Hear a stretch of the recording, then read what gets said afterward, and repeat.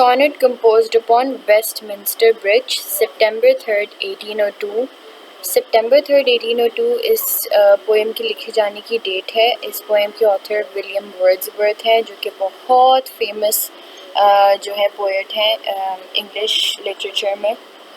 انہوں نے nature based poems لکھی اور وہ بہت شوقین تھے نیچر کو ڈسکور کرنے کے اور ایک رومانٹک ورڈ تھے بیسکلی. اور جو ہے ان کا جو لکھنے کا سٹائل تھا وہ یہ تھا کہ وہ ہمیشہ قدرت کی چیزوں کو جو ہے اس کو ڈسکرائب کرتے تھے, اس کے بارے میں لکھتے تھے اور اس کی خوبصورتی کو ایکسینچویٹ کرتے تھے, ظاہر کرتے تھے, زیادہ لوگوں میں عام کرتے تھے کہ یہ اور جو ہے انہوں نے باقاعدہ بہت ساری جگہیں بھی گھومی ہیں تاکہ وہ ان سب جگہوں کی خوبصورتی کے بارے میں اپنی پوئمز میں لکھ سکیں. تو ان میں سے ایک جگہ یہ لنڈن میں موجود ویسٹ منسٹر برج بھی ہے جہاں پہ وہ صبح کے وقت کھڑے ہو کے یہ پوئم جو ہے لکھ رہے ہیں. یہ جو دو پکچرز میں نے اٹیچ کیے ہیں یہ اس لیے ہیں تاکہ آپ دیکھ سکیں کہ ہم کس جگہ کے بارے میں بات کر رہے ہیں. اصل میں جو ہم ابھی اردو ٹرانسلیشن کریں گے آپ کے ذہن میں تصویر آ جائے کہ ہم کس ایریا کے کس منظر کی بات کر رہے ہیں. اب یہ جو آپ تصویر میں دیکھ رہے ہیں جو برج بنا ہوا ہے یہ ہے ویسٹ منسٹر برج. اور یہ جو آگے پیچھے ہمیں ٹیمپلز اور یہ جو ڈومز نظر آ رہے ہیں جو بلڈنگز ہیں ان سب کے بارے میں لکھا گیا ہے کہ ان کے اوپر سورج کی روشنی کس طرح چمک رہی ہے. اور یہ جو نیچے دریا بہہ رہا ہے اس کو ریور ٹامز کہتے ہیں. یہ بہت پرانا دریا ہے, یہ بہت پرانی جگہ. تو جو ولیم ورڈزورتھ ہیں وہ اصل میں فرانس جانے کے لیے لنڈن آئے ہیں شپ پر.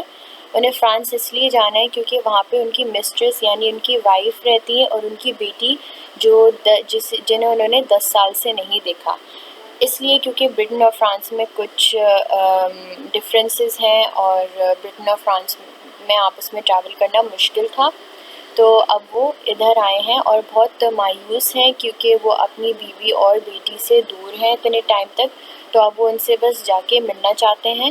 لیکن صبح کے وقت وہ سوچتے ہیں کہ کتنی خوبصورت جگہ ہے یہ لنڈن, یہاں ویسٹ منسٹر برج پہ کھڑے ہو کے, کیونکہ لنڈن کے بارے میں مشہور ہے کہ لنڈن ایک کمرشل سٹی ہے. یہاں پہ ہمیشہ افراتفری مچی رہتی ہے, لوگ کاموں میں مصروف رہتے ہیں اور یہ بیسکلی ایک مین میڈ شہر ہے. مین میڈ کیونکہ یہاں پہ نیچر اب کم نظر آتا ہے اور آرٹیفیشل چیزیں زیادہ یعنی بلڈنگز اور بریجز یہ ساری چیزیں زیادہ نظر آتی ہیں. لیکن صبح کے وقت کھڑے ہو کے ویسٹ منسٹر برج پہ پوئٹ یہ دیکھتے ہیں کہ جب سب لوگ سو رہے ہوتے ہیں, سب کچھ پرسکون ہوتا ہے, تو صرف آرٹیفیشل چیزیں نہیں نظر آ رہی ہوتی لنڈن میں بلکہ قدرت بھی نظر آ رہی ہوتی ہے. سورج کی روشنی, یہ دریا کیسے بہہ رہا ہے اور یہ آسمان, یہ سب کچھ یہ قدرت کا ہی چلایا اور انسان بھی قدرت کا ہی بنایا گیا ہے. تو جو انسان نے بنایا ہے وہ بھی قدرت کا ہی حصہ ہے. اب ہم پوئم پڑھتے ہیں, اس کی ٹرانسلیشن کرتے ہیں. Composed on Westminster Bridge, September 3rd, 1802 by William Wordsworth. Earth has not anything to show more fair. دنیا کے پاس اس سے خوبصورت اور جگہ دکھانے کے لیے نہیں ہے. Dull would he be of soul who could pass by. وہ بہت ہی کوئی ڈل اور بورنگ انسان ہوگا, اس کے دل میں کوئی خواہش کچھ نہیں ہوگی جو ایسے منظر کو دیکھ کے بھی ریئیکٹ نہ کرے, اس کی خوبصورتی کو جو ہے اپریسیٹ نہ کرے کیونکہ وہ اتنی خوبصورت جگہ ہے. ہر کوئی انسان اسے دیکھ کے اس سے جو ہے خوش ہوگا اور مطلب قدرت کی بنائی ہوئی خوبصورت جگہوں پہ حیرت کرے گا. A sight so touching in its majesty.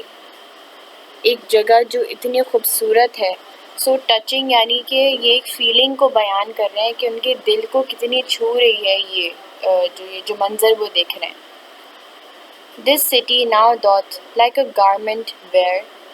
یہ شہر اپنے اوپر کپڑوں کی طرح پہنا ہوا ہے.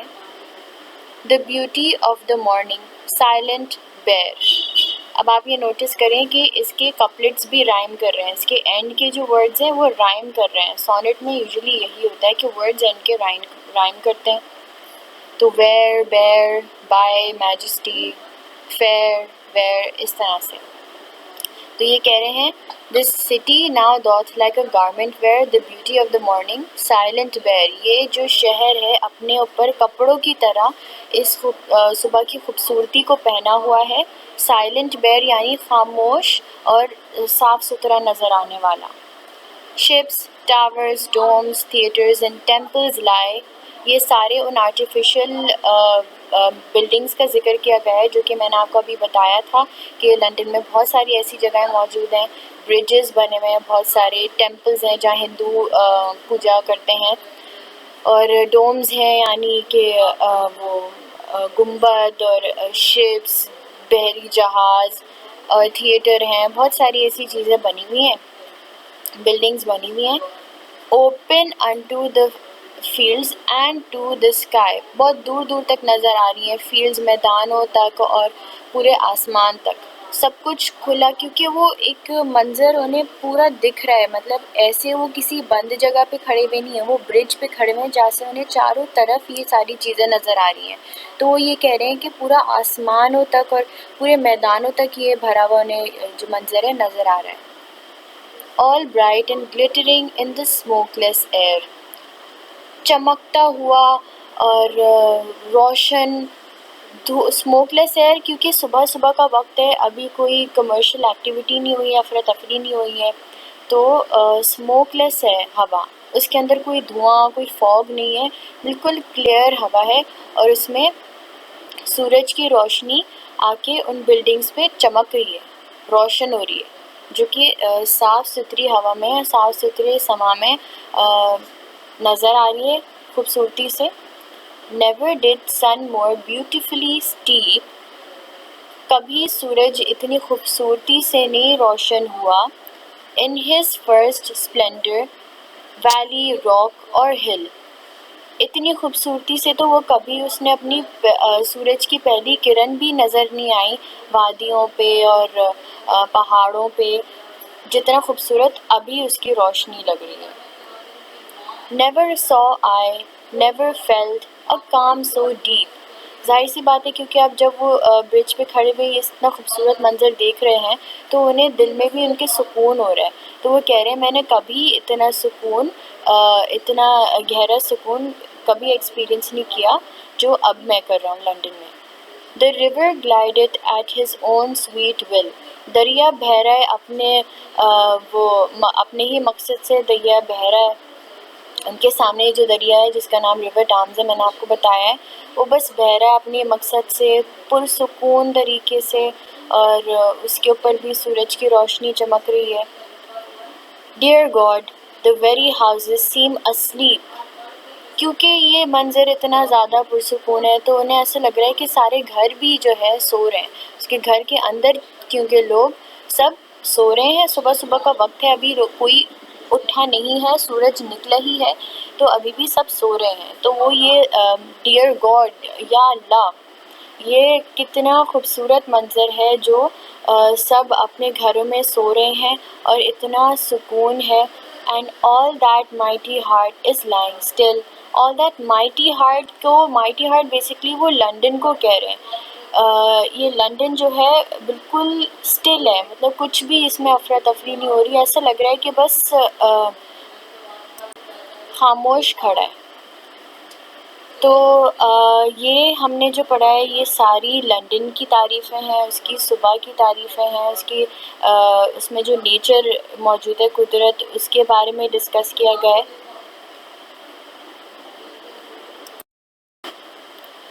Summary.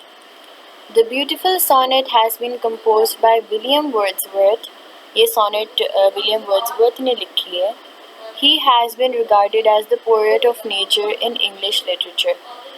یہ قدرت کے شاعر کہا جاتا ہے انہیں انگلش لٹریچر میں. His poetry is full of natural scenes. Natural sense جیسے ابھی ہم نے لنڈن کے بارے میں پڑھا، وہ نیچر جہاں پہ زیادہ ہوتا ہے وہ اس سین کے بارے میں لکھتے ہیں جہاں پہ قدرت کے مناظر نظر آتے ہیں.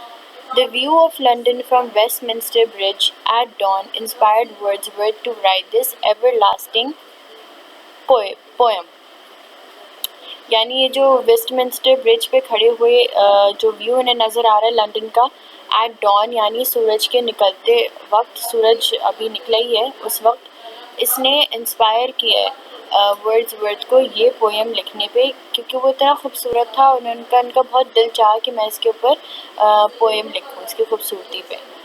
In this beautiful sonnet, poet paints before us the beautiful picture of the city of London. وہ اس سونٹ میں پوئٹ ہمارے لیے ایک بہت خوبصورت تصویر بناتے ہیں لنڈن کی، which he happened to observe from the Westminster Bridge in the early hours of the day. جو انہوں نے صبح صبح ویسٹ منسٹر برج پہ کھڑے ہو کے خود دیکھے یہ سارے مناظر. The city looked very beautiful as the complete silence was prevailing over the whole city. وہ شہر اس لیے بھی بہت خوبصورت لگ رہا تھا کیونکہ پورے شہر میں خاموشی ہو رہی تھی اور ان کے دل کو سکون مل رہا تھا. The poet is greatly impressed by the beauty of the city. وہ اس سٹی کی خوبصورتی سے بہت زیادہ جو ہے امپریس ہوئے ہیں، انہیں بہت خوشی ہوئی ہے اس کی سٹی کی خوبصورتی کو دیکھ کر. The towers, ships and the buildings were visible and glittering in the mistless or smokeless air. جیسے کہ میں نے آپ کو بتایا وہ جو سارے ٹاورز تھے، جو گنبد تھے، جو بھی عمارتیں تھیں، وہ ساری سورج کی روشنی میں چمک رہی تھیں، ان کے اوپر سورج کی روشنی پڑ رہی تھی، اور جو ہوا تھی وہ بالکل اس میں کچھ دھواں نہیں تھا، بالکل صاف ستھری ہوا تھی. He also saw the sun rising. انہوں نے سورج کو چڑھتے ہوئے بھی دیکھا، اس کی پہلی کرنیں پڑتے ہوئے بھی دیکھا. The opening rays of the sun were touching the peaks of hills and villages. وہ جو دیہات تھے اور پہاڑ تھے ان کے اوپر سورج کی پہلی کرنیں بھی ٹچ ہوئی. جب کرنوں نے سورج کی کرنوں نے پہاڑوں اور دیہاتوں کو پہلی بار چھوا تو وہ منظر بھی انہوں نے دیکھا صبح صبح. The river was also flowing very smoothly. دریا بھی بہت آرام سے سکون سے بہہ رہا تھا. It seemed to the poet that not only the people but even the houses of the city were sleeping. انہیں ایسا لگ رہا تھا کہ جیسے صرف لوگ نہیں اپنے گھر میں سو رہے بلکہ گھر بھی خود سو رہے ہیں، کیونکہ گھروں میں سے کوئی آواز نہیں آ رہی، بالکل خاموش ہے ایک جگہ کھڑے ہوئے. تو ایسا لگ رہا تھا کہ جیسے گھر بھی خود سو رہے ہیں. The whole London city was absorbed in complete silence, and it seemed as if the whole city of London was wearing the garment of beauty. یعنی کہ پورا لنڈن شہر بالکل خاموشی میں اتنا خوبصورت لگ رہا تھا اور اتنا پرسکون لگ رہا تھا کہ ایسا لگ رہا تھا کہ اس نے اپنے اوپر ایک پوشاک کی طرح اسے خوبصورت صبح کو پہنا ہوا ہے، ایک پوشاک کی طرح اپنے اوپر پہنا ہوا ہے خوبصورت صبح کو، اور اس نے اپنے اوپر وہ خاموشی کو اوڑھا ہوا ہے. اس میں آپ دیکھ سکتے ہیں کہ ولیم ورڈزورتھ نے سٹی آف لنڈن کو ایک پرسونیفائی کیا ہے، بیسکلی ایک انسان کی طرح اس کی تعریفیں کی ہیں. جیسے کہ ہم نے دیکھا کہ انہوں نے کہا کہ اس لنڈن سٹی نے اپنے اوپر پوشاک کی طرح پہنا ہوا ہے، انسان پوشاک پہنتا ہے، گارمنٹ پہنتا ہے. تو لنڈن سٹی کو یہاں پہ بھی ہم نوٹس کرتے ہیں کہ وہ پرسونیفائی کرتے ہیں انسان کی طرح. اور دوسری بات جب وہ کہتے ہیں کہ لنڈن سٹی سے زیادہ خوبصورت چیز آپ کچھ نہیں دیکھ پائیں گے کبھی، یہ اس سے بھی ہمیں ظاہر ہوتا ہے کہ جیسے کہ وہ اس کو پرسونیفائی کر رہے ہیں. اور پھر جب وہ کہتے ہیں کہ وہ لنڈن کے وہ سارے گھر سو رہے ہیں تو یہ انسان ہی سوتا ہے. تو یہ ساری انہوں نے پرسونیفیکیشن کا استعمال کیا ہوا ہے. Let's move on to the questions and answers.